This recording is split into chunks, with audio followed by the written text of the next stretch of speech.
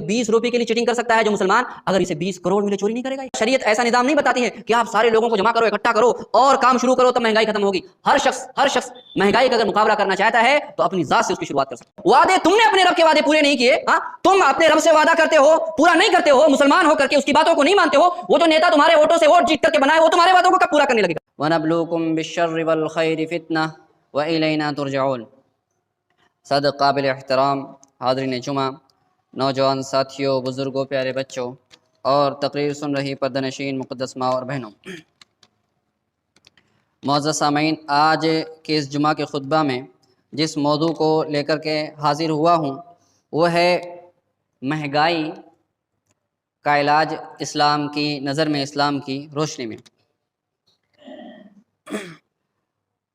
معزز سامعین، قرآن کریم کے اندر اللہ رب العزت نے کئی جگہوں پر دنیا کے اندر جو بھی تبدیلی ہوتی ہے اس کی وجوہات اور اس کے اسباب ہمیں بتایا ہے۔ ہم دنیاوی طور پر جو ہمارے ساتھ معاملات ہوتے ہیں اس کی جو بھی وجہ کہہ لیں، آج مہنگائی کی سطح اگر بڑھی ہوئی ہے اور لوگوں کو اپنا کاروبار زندگی چلانا، اپنے گھر کا نظام اور سسٹم چلانا اگر دقت ہو رہا ہے، اس کی لوگ جو بھی وجوہات بتاتے ہیں، لیکن رب کریم کے بات کرنے کا انداز الگ ہے۔ وہ تو رحیم و کریم بادشاہ ہے، وہ الگ انداز میں سمجھاتا ہے کہ دنیا والے یہ ڈیٹا پیش کرتے ہیں، یہ سروے پیش کرتے ہیں، یہ رپورٹیں پیش کرتے ہیں، یہ سب اپنی جگہ صحیح ہے، یہ سب اپنی جگہ صحیح ہے، لیکن ان سب کے پیچھے رب کریم نے بہت پیارے انداز میں آپ سے، مجھ سے، ہر ایک سے یہ فرمایا کہ یہ جو تبدیلیاں آ رہی ہیں کیوں آ رہی ہیں؟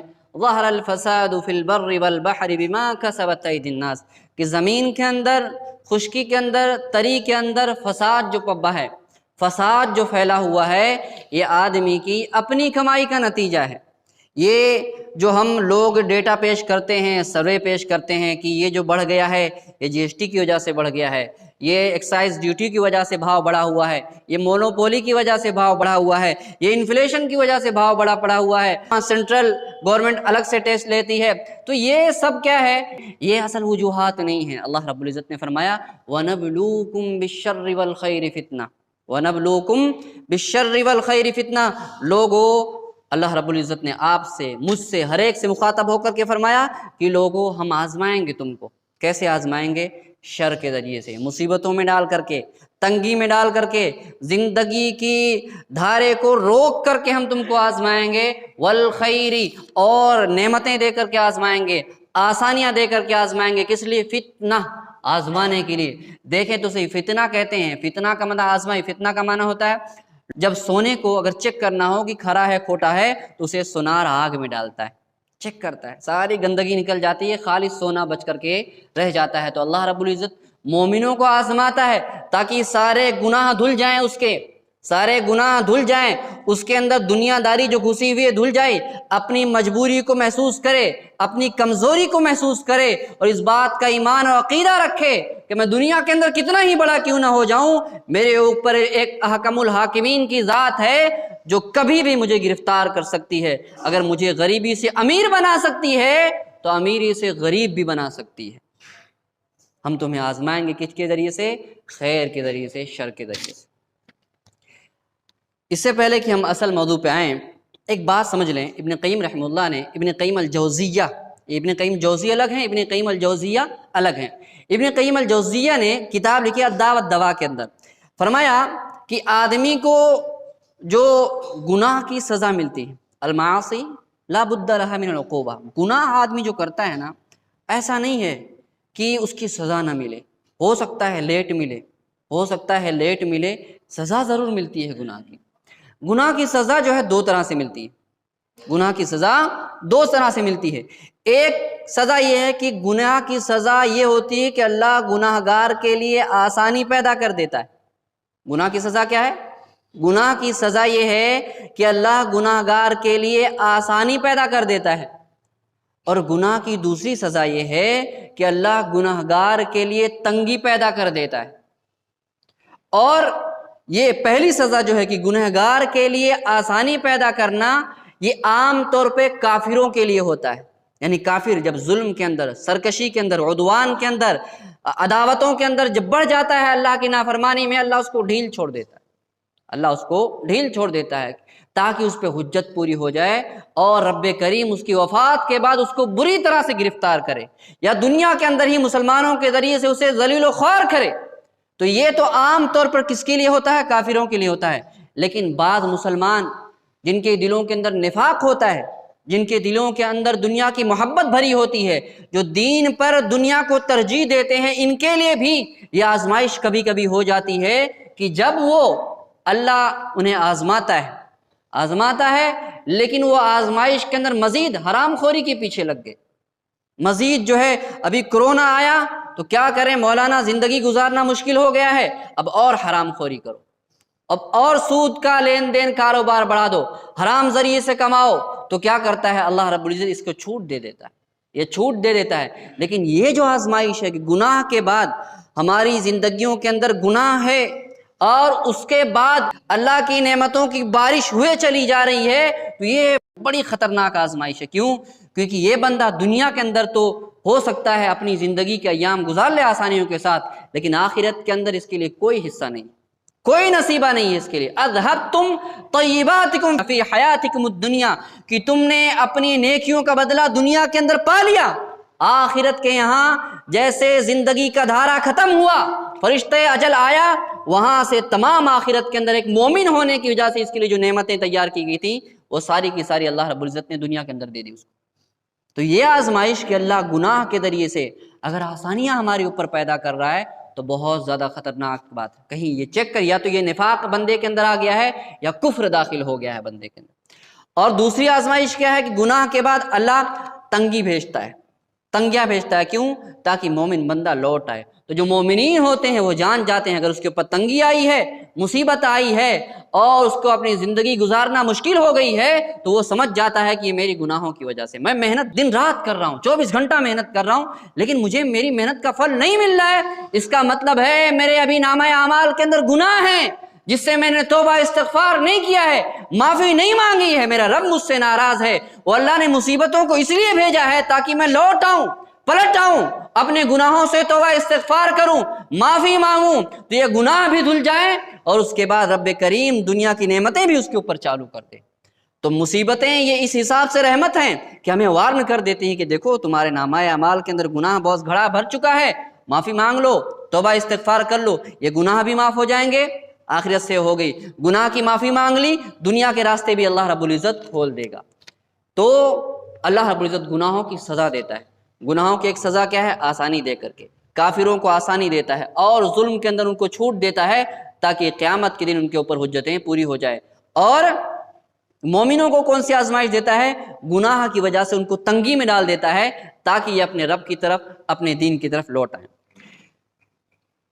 تو ہم اب اصل موضوع پہ آتے ہیں کہ ہم نے کہا کہ گناہ، مہنگائی کا علاج کیا ہے شریعت کی روشنی میں، شریعت ہمیں کیا بتاتی ہے، وہ کون سے طریقے ہیں جس کے ذریعے سے ہم جو ہے اس مہنگائی کا روک تھام کر سکتے ہیں یا کم سے کم اپنے ذاتی طور پر مقابلہ کر سکتے ہیں۔ اس کے لیے ایسا نہیں ہے، کوئی ایسا شریعت ایسا نظام نہیں بتاتی ہے کہ آپ سارے لوگوں کو جمع کرو، اکٹھا کرو اور کام شروع کرو تب مہنگائی ختم ہوگی۔ ہر شخص مہنگائی کا اگر مقابلہ کرنا چاہتا ہے تو اپنی ذات سے اس کی شروعات کر سکتا ہے۔ آپ دیکھیں، جو سب سے پہلا جو اصول ہے، ہم اس بات کو سمجھاتے ہیں۔ ایک رپورٹر نے، مسلم رپورٹر، ویسے تو یوٹیوب اور ٹیلی ویژن پہ خرافات زیادہ ہیں اور یہ سوشل میڈیا جو ہے اس پہ خرافات زیادہ ہیں۔ ویسے اس کی مثال کیسی ہے؟ سوشل میڈیا کی ایک تلوار جیسی ہے۔ اچھے آدمی کو دو گے، حق پرست آدمی کو دو گے تو اس کو سچائی کے لیے یوز کرے گا اس تلوار کا، برے آدمی کو دو گے تو اپنے باطل کو پھیلانے کے لیے اس تلوار کا یوز کرے گا۔ سوشل میڈیا بھی ایسا ہی ہے، سوشل میڈیا بھی ایسا ہے، برے لوگ یوز کریں گے اس کا فائدہ برا ہوگا، اچھے لوگ یوز کریں گے تو اس کا فائدہ اچھا ہوگا۔ کچھ اچھے لوگ ہیں جو اس کا یوز کرتے ہیں، کچھ اچھے لوگ ہیں، اسی لیے نوجوانوں کو چاہیے، مسلم نوجوانوں کو چاہیے کہ سوشل میڈیا کا پلیٹ فارم یوز کریں خیر اور بھلائی کے لیے، خیر اور بھلائی کے پھیلانے کے لیے، اسلام کی دعوت و تبلیغ کے لیے، سچ بات کو واضح کرنے کے لیے اس کا استعمال کریں۔ تو ایک رپورٹر نے، مسلم رپورٹر نے، اس نے سروے کیا۔ کیا سروے کیا؟ کہ دیکھیں کہ لوگوں کے اندر لوگوں کے دلوں میں اللہ کا تقویٰ کتنا ہے، اللہ کا خوف کتنا ہے۔ کہتا ہے کہ ہم نے سروے کرنے کے لیے مسلمانوں کا ہی سلیکشن کیا۔ ہم نے جو ہے ایک فریج لی، ایک ٹی وی لی اور ایک گاڑی لی۔ فریج میں کیا کیا؟ نئی فریج ہے، اس فریج میں ہم نے تھوڑا سا छेड़ा उड़ा कहीं से निकाल दिया वायर वायर, और ले जा करके इलेक्ट्रीशियन के पास जा करके हाजिर किया कि भाई देखो थोड़ा फ्रिज खराब हो गई है, थोड़ा चेक करो। ये सर्वे हो रहा है।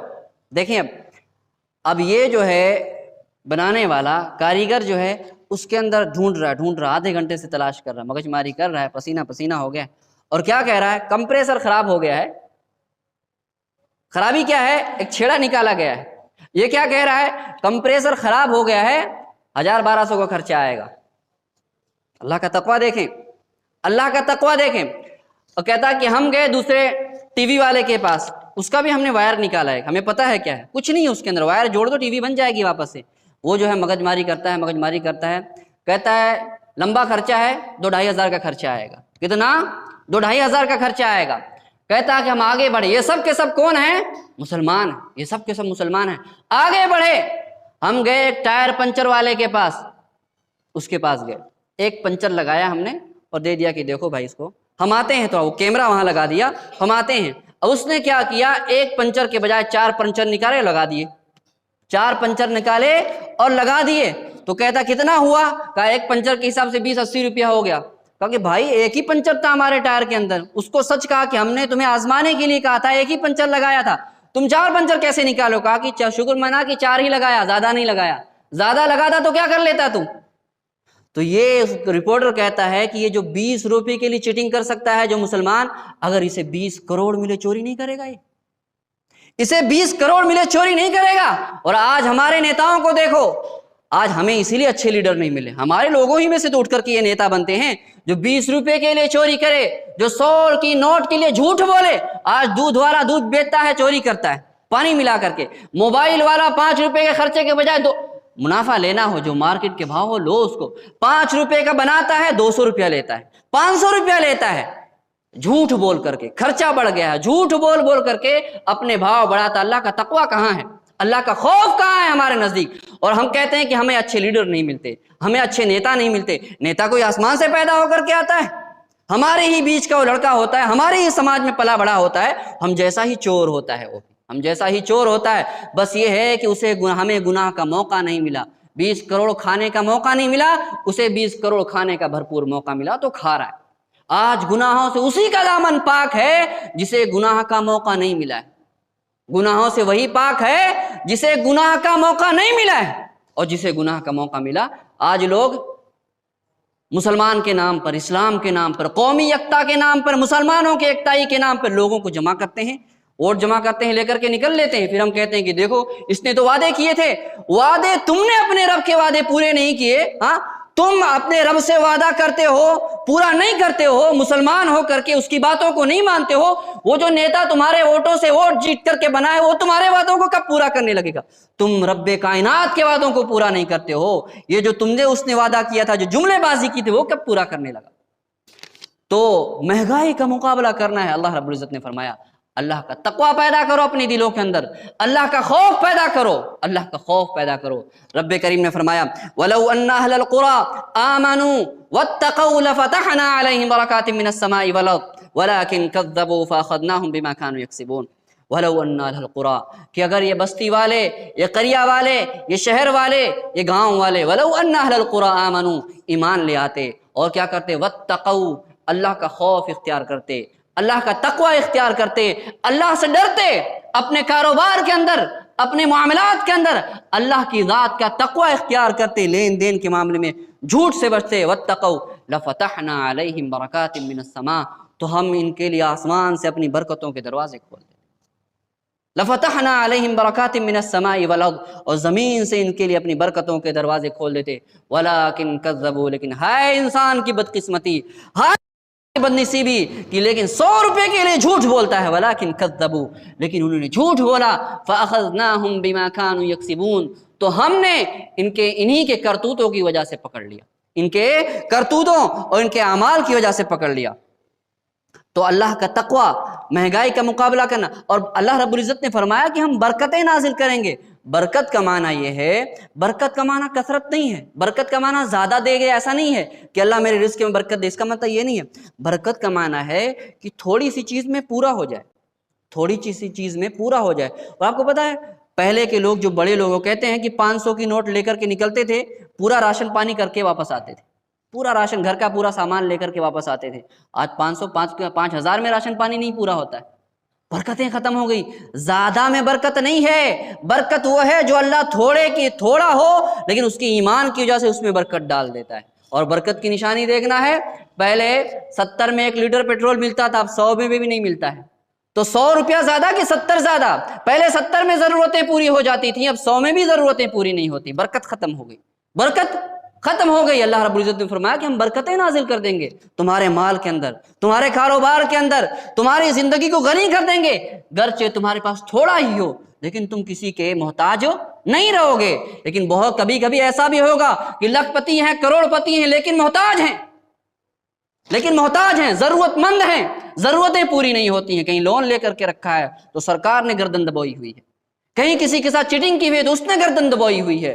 سکون نہیں ہے زندگی کے اندر، اطمینان نہیں ہے. تو برکت کیا ہے کہ تھوڑا سا ہو، ضرورتیں پوری ہو جائے، زندگی خوش و خرم ہو.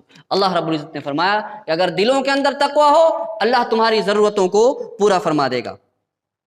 تو یہ اللہ رب العزت نے فرمایا وَمَن يَتَّقِ اللَّهَ يَجْعَلْ لَهُ مَخْرَجًا، جو اللہ سے ڈرتا ہے اللہ اس کے لیے راستے نکال دیتا ہے.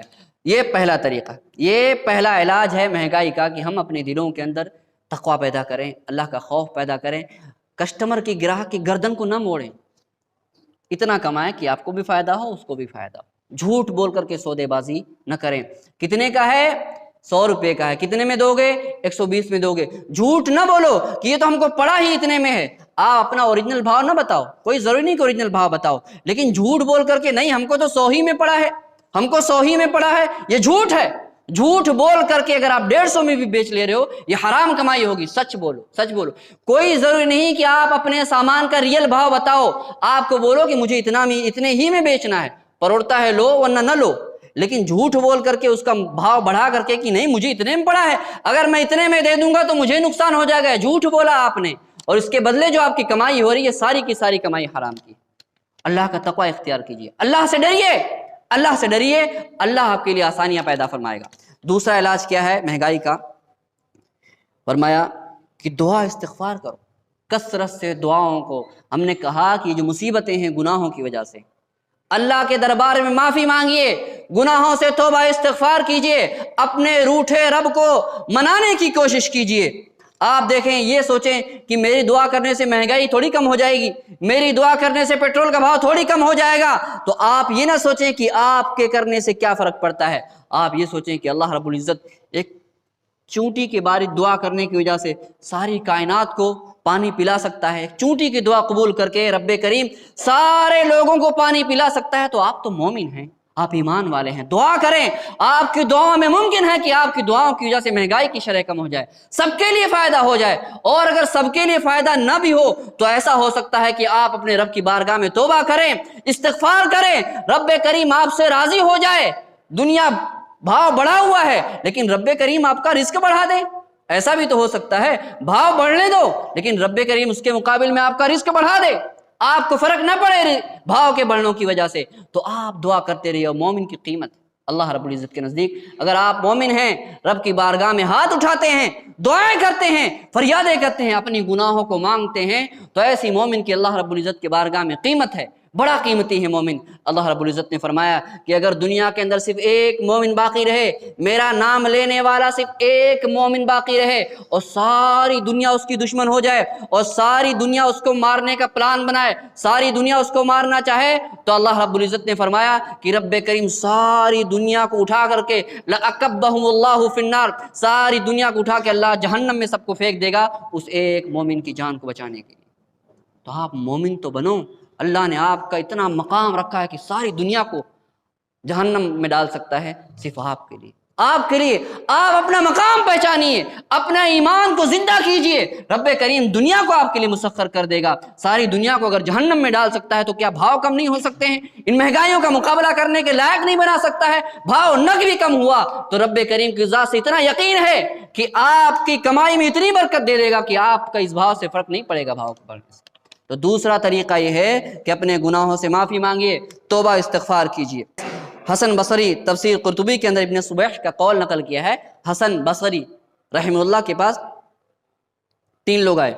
پہلا آ کے کہتا ہے کہ قحط سالی بڑھ گئی ہے، بارش وغیرہ نہیں ہو گئی ہے، دعا کیجیے۔ کہا کہ اپنے گناہوں کی معافی مانگ، بارش آ جائے گی۔ دوسرا شخص آیا، کہا کہ فقیر ہوں، غریب ہوں، محتاج ہوں، دعا کرو اللہ کچھ دے دے۔ کہنے لگے اپنے گناہوں کی معافی مانگ، فقیری ختم ہو جائے گی۔ تیسرا شخص آیا، کہنے لگا کہ میرے پاس اولاد نہیں ہے، دعا کیجیے کہ اللہ مجھے اولاد سے نوازے۔ کہا کہ توبہ کر، استغفار کر، گناہوں سے معافی مانگ، اللہ اولاد عطا فرما دے گا۔ جو لوگ بیٹھے ہوئے تھے ان کے بغل میں، کہا کہ حسن تمہارے پاس 3 لوگ آئے اور تینوں نے اپنی الگ الگ شکایتیں بیان کی، الگ الگ مسئلے بیان کیے، لیکن تم نے تینوں کو ایک ہی جواب دیا کہ دعا کر، استغفار کر، اپنے گناہوں سے معافی مانگ، تیری مصیبتیں پوری ہو جائیں گی۔ حسن بصری فرماتے ہیں کہ میں نے اپنی طرف سے نہیں کہا، اپنے گھر سے لا کر کے نہیں کہا، ٹوٹ کے نہیں بتائے ہیں پیروں فقیروں کی طرح، میں نے تو اللہ کے کلام سے یہ استدلال کیا ہے۔ رب کریم سورہ نوح کے اندر فرماتا ہے فَقُلْتُ اسْتَغْفِرُوا رَبَّكُمْ إِنَّهُ كَانَ غَفَّارًا يُرْسِلِ السَّمَاءَ عَلَيْكُمْ مِدْرَارًا وَيُمْدِدْكُمْ بِأَمْوَالٍ وَبَنِينَ وَيَجْعَلْ لَكُمْ جَنَّاتٍ وَيَجْعَلْ لَكُمْ أَنْهَارًا۔ رب کریم نے فرمایا، نوح علیہ السلام کے بارے میں فرمایا فَقُلْتُ اسْتَغْفِرُوا رَبَّكُمْ إِنَّهُ كَانَ غَفَّارًا، کہ نوح علیہ السلام نے اپنی قوم سے کہا، نوح علیہ السلام نے اپنی قوم سے کہا استغفروا ربکم، رب کی بارگاہ میں حاضر ہو کر کے دعا کرو، استغفار کرو، اپنے گناہوں کی معافی مانگو۔ انہو غفارا، بہت زیادہ پسند کرتا ہے معافی مانگنے والوں کو، توبہ استغفار کرنے والوں کو بہت زیادہ پسند کرتا ہے۔ اپنے گناہوں کی معافی مانگو۔ یرسل السماء علیکم مدرارا، اگر بارشیں نہیں برس رہی ہیں رب کریم موسلا دھار بارشیں برسائے گا تمہارے اوپر۔ وَيُمْدِدْكُمْ بِأَمْوَالٍ وَبَنِينَ، فقیری ہے تو رب کریم تمہیں مالوں سے نوازے گا، اولاد نہیں ہے تو اولادوں سے نوازے گا۔ وَيُمْدِدْكُمْ بِأَمْوَالٍ وَبَنِينَ، تمہاری مدد کرے گا کس کے ذریعے سے؟ مال کے ذریعے سے مدد کرے گا، اموال کے ذریعے سے۔ ایک قسم کے مال نہیں، ہزاروں طرح کے اموال کا ہے۔ مال ایک ہے کہ پیسہ یہ بھی مال ہے، پھر گاڑی پروپرٹی ہونا الگ مال ہے، سونے چاندی ہونا الگ مال ہے۔ رب کریم نے کہا کہ الگ الگ طرح کے مالوں سے نواز دے گا، اولاد سے نواز دے گا، پروپرٹی سے نواز دے گا، سونے چاندی سے نواز دے گا، روپے پیسے سے نواز دے گا، طرح طرح کے اموال سے نواز دے گا۔ شرط کیا ہے؟ توبہ کرو، استغفار کرو۔ وَيَجْعَلْ لَكُمْ جَنَّاتٍ وَيَجْعَلْ لَكُمْ أَنْهَارًا، اور رب کریم دنیا کے اندر بھی تمہاری زندگی کو جنت بنا دے گا، آخرت کی زندگی بھی تمہارے لیے جنت بنا دے گا۔ شرط کیا ہے؟ توبہ استغفار کرنے کی ضرورت ہے۔ تو دوسرا طریقہ یہ ہے، مہنگائی کا مقابلہ کرنا ہے تو اپنے گناہوں کی معافی مانگی جائے، اپنے روٹھے رب کو راضی کیا جائے۔ وہ جو رب جو دینے کے لیے تیار ہے لیکن صرف اس بنا پہ ہم پہ روٹھا ہوا ہے کہ ہم نے اس کے سامنے ہاتھ نہیں پھیلائے، اس کے سامنے دعاؤں کی، اپنے گناہوں کی معافی نہیں مانگی، اس کو راضی کر لو، رب کریم ان مصیبتوں کو ختم فرما دے گا۔ مہنگائی کا تیسرا علاج ہے قناعت پسندی۔ جتنا اللہ نے دیا ہے اس پہ راضی رہو، جتنا دیا ہے اتنا راضی رہو۔ اور آدمی مجبور کب ہوتا ہے؟ آدمی مجبور تب ہوتا ہے جب اس کی خواہشیں بہت زیادہ ہوں۔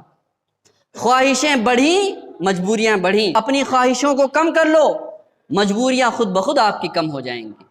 خواہش ہے گاڑی میں گھومنے کی، خواہش ہے بنگلے میں رہنے کی، چھوڑ دو۔ بنگلے میں رہنے کی خواہش ہے، گاڑیوں میں گھومنے کی خواہش ہے تو کیا کرتا ہے؟ لون لیتا ہے، حرام خوری کرتا ہے۔ کیا ضرورت ہے؟ اوقات نہیں ہے تو کیا ضرورت ہو لون لینے کی؟ ادھار لے کے گاڑی میں گھومنے کی کیا ضرورت ہے؟ ادھار لے کے بنگلوں میں رہنے کی کیا ضرورت ہے؟ ادھار لے کے برانڈڈ کپڑے پہننے کی کیا ضرورت ہے؟ مجبوریاں، خواہشیں بڑھتی ہیں، آدمی کی مجبوریاں بڑھتی ہیں۔ اس سے ادھار لیتا ہے پھر جھوٹ بولتا ہے، ادھار لیتا ہے، مانگنے والا آتا ہے پھر جھوٹ بولتا ہے، جھوٹ پہ جھوٹ، جھوٹ پہ جھوٹ۔ اپنی خواہشوں سے باز نہیں آتا، لوگوں کا مال کھاتا ہے۔ اپنی خواہشوں سے باز نہیں آتا، اللہ کی حدوں کو توڑ کر کے سود و رشوت کا کام کرتا ہے۔ خواہشیں گھٹا دو، خواہشوں کو گھٹا دو، مجبوریاں خود بخود کم ہو جائیں گی۔ جابر رضی اللہ تعالیٰ عنہ فرماتے ہیں قال رأى عمر لحما معلقا بیدی فقال، جابر فرماتے ہیں کہ ایک دن جو ہے میں مارکیٹ سے گوشت کا ٹکڑا، پہلے وہ بکرا کٹتا ہے نا گاؤں وغیرہ میں کیا ہوتا ہے، تو کہا کہ گوشت کا ٹکڑا ہاتھ میں لے کر کے میں جا رہا تھا، تو عمر نے دیکھ لیا، کہا کیا ہے؟ ما ھذا یا جابر، جابر یہ کیا ہے؟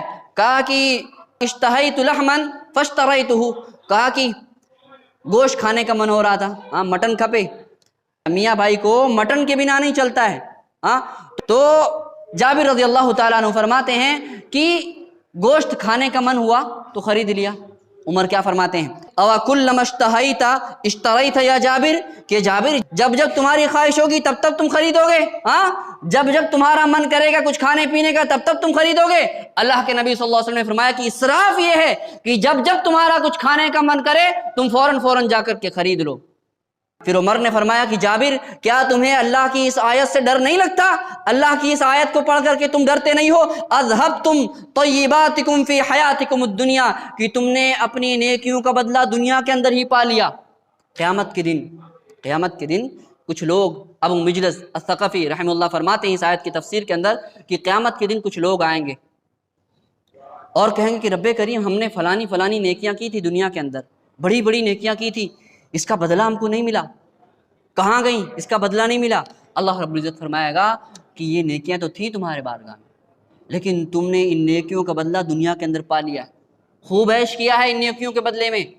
ये जो तुमने नेकियां की थी हमने इसके बदले तुम्हें नवाज दिया दुनिया के अंदर ही, तुम इसका बदला दुनिया में ही खा पी के आए हो, ऐश करके आए हो, आज हमारे पास इन नेकियों का बदला कुछ नहीं है। तो एक मोमिन जब बहुत ज़्यादा नेमतों का इस्तेमाल करने लगे तो उसे चाहिए डरे कहीं ऐसा ना हो कि ये हमें हमारी नेकियों का बदला तो नहीं मिल रहा है, ऐसा ना हो, वो डरे कहीं ऐसा तो नहीं कि अल्लाह ने अगर मालो पैसे रुपए जायदाद से नवाजा है तो कहीं ऐसा तो नहीं है कि रब्बे करीम दुनिया के अंदर ही इसका बदला दे रहा है।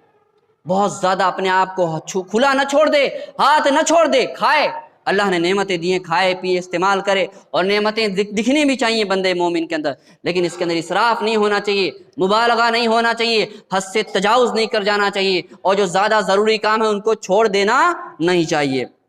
आखिरी किस्सा बयान करके हम बात को ख़त्म करते हैं। सालिम बिन अब्दुल्लाह बिन उमर, ये उमर रज़ी अल्लाह ताला अन्हु के कौन है, पोते हैं, उमर बिन खत्ताब के पोते हैं, खाने काबा के अंदर तवाफ़ कर रहे हैं। वहाँ पर वक्त का बादशाह हिशाम बिन अब्दुल मलिक, बहुत बड़ा बादशाह, बहुत नेक और बहुत बड़ा बादशाह है। हिशाम बिन अब्दुल मलिक सालिम बिन अब्दुल्ला से कहता है कि सालिम कुछ ज़रूरत हो तो बोलना। ये सालिम कौन है, मदीना के फ़क़ीह हैं, मदीना के बहुत बड़े आलिम हैं, और फ़ुक़हा सबा जो दुनिया के अंदर 7 बड़े फ़क़ीह हुए हैं उनमें इनका नाम आता है। तो कहते हैं, ये हिशाम बिन अब्दुल मलिक कहता है कि सालिम कुछ ज़रूरत हो तो बोलो, मैं दे देता हूँ, सल्ली हाजतक, कि अपनी कोई ज़रूरत हो तो मुझसे मांग लो। तो सालिम क्या कहते हैं, इन्नी लअस्तही अन असल फ़ी बैतिही गैरहू, मुझे शर्म आती है कि खाने काबा में रब की बारगाह में खड़ा हूँ, रब के दरबार में खड़ा हूँ, उसके घर में खड़ा होकर के किसी और से मांगूँ, शर्म आती, नहीं मांगता, नहीं मांगा। बाहर निकले, हिशाम बिन अब्दुल मलिक वहाँ पहुँचा, और पहले के लोग हिशाम बिन अब्दुल मलिक आधी दुनिया का बादशाह है, लेकिन किसके किसके पीछे जा रहा है, एक आलिम के पीछे भागा भागा जा रहा है। बाहर गए, वहाँ पूछ रहा है कि अब तो घर से बाहर निकल आए हो, अब तो अल्लाह के घर से बाहर निकल आए हो, खाने काबा के बाहर निकल आए हो, अब तो मांग लो कुछ।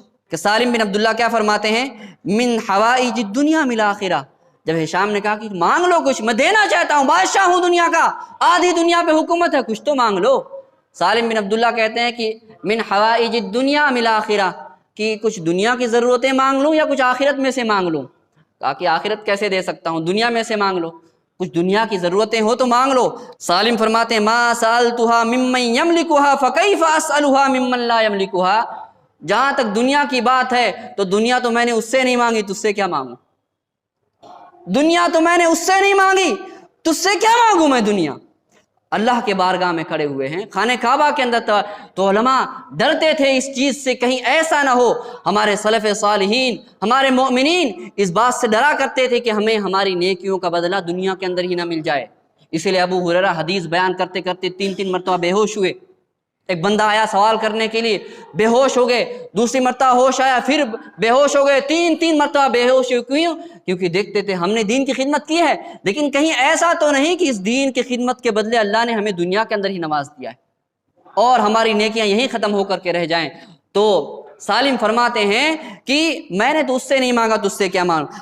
अबू ज़र रज़ी अल्लाह ताला अन्हु के घर में एक शख्स आया, अबू ज़र के घर में एक शख्स आया और कहा कि घर को देखा चारों तरफ से, तो कहा कि अब अबू ज़र तुम्हारे घर में कुछ सामान वामान है नहीं, कुछ दिख नहीं रहा है सामान की चीज़ें। कहा कि मैं अपना सामान एक दूसरे घर की तरफ भेज रहा हूँ, मैं अपना घर दूसरी तरफ बना रहा हूँ, उधर भेज रहा हूँ, मुराद आखिर जन्नत की थी कि हम वहाँ की तैयारी कर रहे हैं, यहाँ क्या ला ला करके रखें। तो कहा भाई यहाँ भी तो ज़रूरी है जीने के लिए, تو کہا یہاں لا کر کے رکھوں گا، یہ گھر کا جو مالک ہے اللہ رب العزت، یہ جو گھر کا مالک ہے یہ وہاں لے کے جانے نہیں دے گا مجھے۔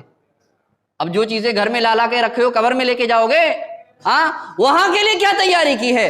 دنیا کو تو اتنے اچھے سے تیار کر لیا ہے، اتنا بہترین سجا لیا ہے، اپنی قبر کے لیے کیا تیاری کی ہے؟ ابو ذر کا یہ قول غور کرنے کی ضرورت ہے، اس پہ توجہ کرنے کی ضرورت ہے۔ سوال کرنے والے نے کیا کہ ارے کچھ گھر کے اندر دکھ نہیں رہا تمہارے؟ تو کہا کہ میں دوسرے گھر کی تیاری کر رہا ہوں، جہاں مجھے جانا ہے، جہاں مجھے ہمیشہ رہنا ہے وہاں کی تیاری کر رہا ہوں۔ تو کہا بھائی یہاں بھی تو رہنے کچھ ضروری ہے، یہاں بھی تو کچھ سامان ہونا چاہیے، ضرورت زندگی ہونی چاہیے۔ تو کہا کہ یہاں جو لا کر کے رکھوں گا، یہ گھر کا جو مالک ہے رب کریم، وہ یہاں سے جو بھی سامان لا کر کے رکھوں گا وہ لے کر کے نہیں جانے دے گا مجھے یہاں سے۔ تو عقل مندی کس میں ہے، دانائی کس میں ہے؟ جو لے کر کے جانے ملے وہ سامان تیار رکھو اپنے ساتھ، جو سامان آپ لے جا سکتے ہیں وہ سامان اپنے پاس رکھو، اور جو نہیں لے جا سکتے اس سے دوری ہی بنائے رکھو تو زیادہ اچھا ہے۔ تو یہ چند ایک چیزیں تھیں جس کے ذریعے سے ہم مہنگائی کا مقابلہ کر سکتے ہیں۔ اللہ کا اپنے دلوں کے اندر تقوی پیدا کیجئے، توبہ استغفار کیجئے، اور جتنا دنیا ملی ہے اسی پہ راضی رہنے کی کوشش کیجئے، اللہ کا شکر ادا کرتے رہیے، اور اس زندگی کے لیے تیاری کرتے رہیے۔ رب کریم سے دعا ہے کہ رب کریم ہمیں کہنے سننے زیادہ عمل کرنے کی توفیق بخشے۔ وآخر دعوانا